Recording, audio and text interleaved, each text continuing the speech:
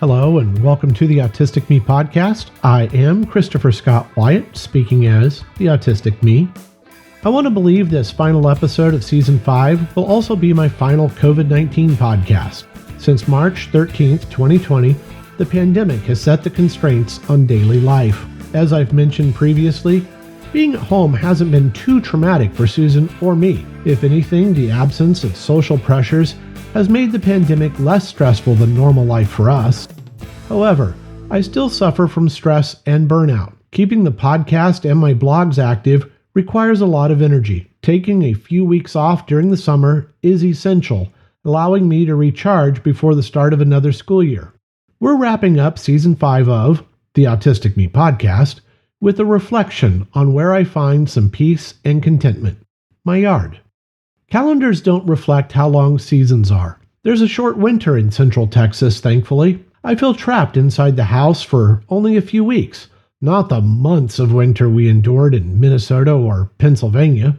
Once winter ends, the brief spring leads quickly into the warmer months of summer. As soon as possible each year, I'm outside to tend my roses, other plants, shrubs, and trees. In Texas, I can be outside working in the yard by mid-February.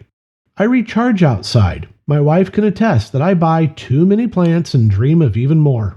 My dream is a personal park with various garden themes: an English rose garden, a Japanese garden with a koi pond, a colorful cottage garden. You get the idea. In Minnesota and Pennsylvania, my favorite places were filled with plants. Como Park Zoo and Conservatory in St. Paul and the Minnesota Landscape Arboretum offered much-needed respite from living in a city and working towards my doctoral degree. The Arboretum, located in Chaska, was where I discovered a love for hostas. In Pittsburgh, next to Carnegie Mellon University, where I taught writing classes, is the Phipps Conservatory and Botanical Gardens.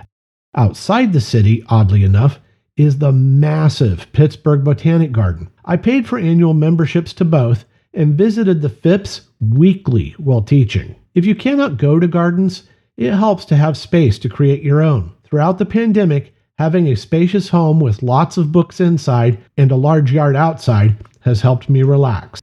There has been a lot of stress in 2022. That stress becomes a battle against nutsedge, Johnson grass, and other weeds. The stress eases with slow, attentive deadheading and pruning of roses. I meditate on maintaining a thick, perfectly edged lawn that feels like a carpet under bare feet. Our community requires a specific percentage of landscaping be grass, with regulations specifying Bermuda grass.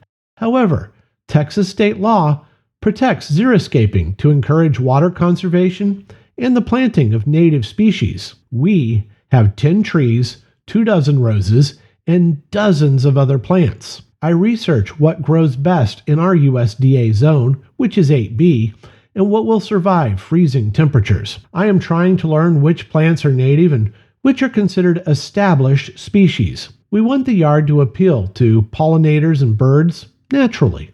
Bunnies live in the raised beds where tomatoes and herbs grow. Birds love the trees, the feeders, and the bath we keep fresh for them. Our winter routine is limited to maintaining the bird feeders. There are 7 to 9 feeders out at any time, filled with different types of seed and, during the warmer months, hummingbird nectar.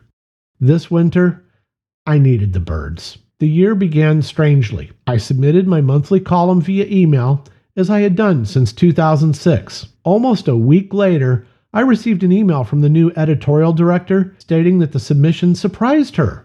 After all, she thought she had emailed me to say the magazine was going in a new direction. It wasn't a significant freelance gig, but the column provided a nice sense of stability. The monthly byline let me claim to be a professional writer. At least the birds were always waiting for me, Susan, and the girls.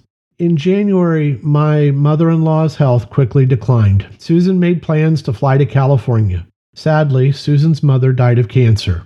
While Susan was in California, the girls and I planted 4 roses, a pair of purple tea roses and 2 sunburst roses that have orange flowers with red edges.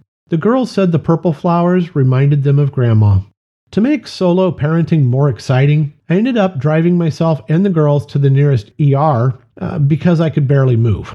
The girls joined me in the room for most of a day and late into the night. While I was being treated for what turned out to be a kidney stone, the girls were busy on my phone, texting mommy live updates.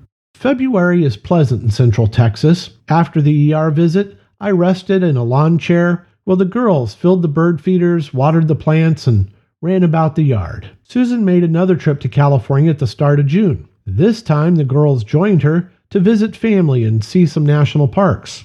I spent 2 hours or more outside tending to the yard and planting beds each day for most of the first week. Yet again, there was an emergency while Susan was away. This time, one of our beloved cats aggravated a previous injury to her tail. Now, I don't know what happened and felt horrible that I couldn't quickly get her into my arms and medicated. It was 5 long days before I finally managed to get the cat to a pet ER. We waited more than 2 hours until being told there was little chance of seeing a doctor that day. Thankfully, her regular vet agreed to see us at the end of the day. The vet and technician medicated the cat, drew lab samples, and checked her tail. I was informed that our little baby needed surgery.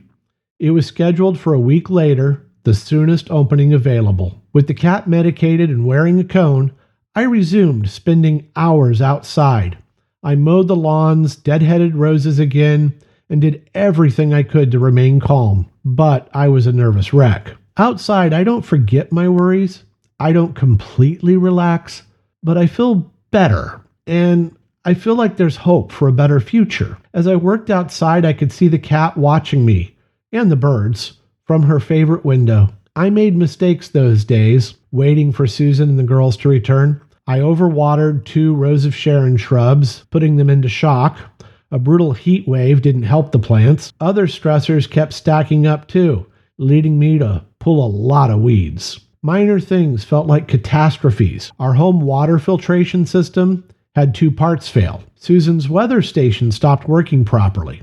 I took walks around the neighborhood despite the triple-digit heat and high humidity. Afterwards, I'd go back to pulling whatever weeds I could find. Though I didn't handle all the stress well, I was better off with the yard work. I watched the bunnies as they watched me.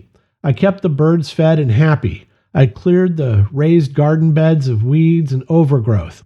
The family is all together again. The kitty is recovering from surgery. I need to catch my breath and pause. Caring for the yard, I get my 10,000 daily steps. I get sunlight, which helps my mood, and it helps me sleep. I am healthier and significantly less anxious, if not anxiety-free. During my pause from podcasting, I will be working on Season 6. I'll be recording interviews and editing audio, but I won't let myself be pressured to have 2 or 3 shows per month. Instead, I'll be outside as much as possible, taking care of myself by taking care of the plants. I look forward to Season 6 of the Autistic Me podcast and hope you join me for some great discussions about neurodiversity. I am Christopher Scott Wyatt. Thank you for listening to the podcast, reading the blog, and following the Autistic Me on social media. Have a great summer doing whatever brings you peace and joy. I look forward to our next meeting this fall.